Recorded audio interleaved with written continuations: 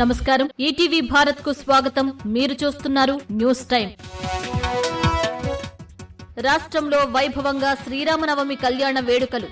ఒంటిమిట్టలో బ్రహ్మోత్సవాలకు అంకురార్పణ. ధ్వజారోహణంతో ప్రారంభమై ఒంటిమిట్ట బ్రహ్మోత్సవాలు.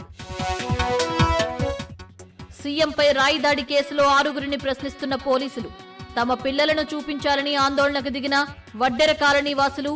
బాధితులకు న్యాయ సహాయం అందిస్తానన్న న్యాయవాది సలీం. జనసేన కార్యాలయంలో అభ్యర్థులకు బీఫారాలు అందజేసిన పవన్ కళ్యాణ్.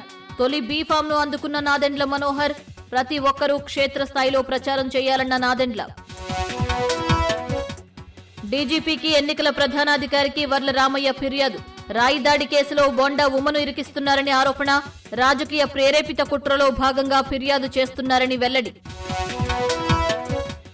అధికారంలోకి వచ్చాక దేవాలయాల రక్షణ, పవిత్రత కాపాడేందుకు ప్రాధాన్యమిస్తామన్న చంద్రబాబు.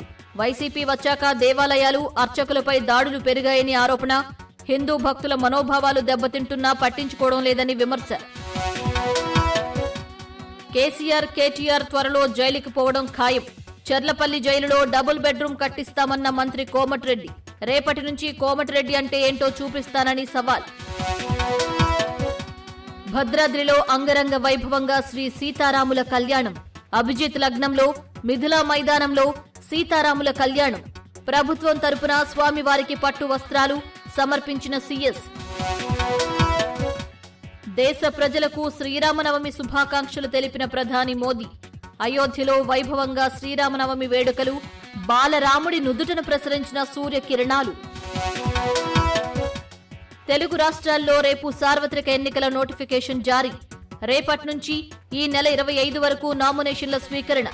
ఈ నెల 26న అభ్యర్థుల నామినేషన్ల పరిశీలన.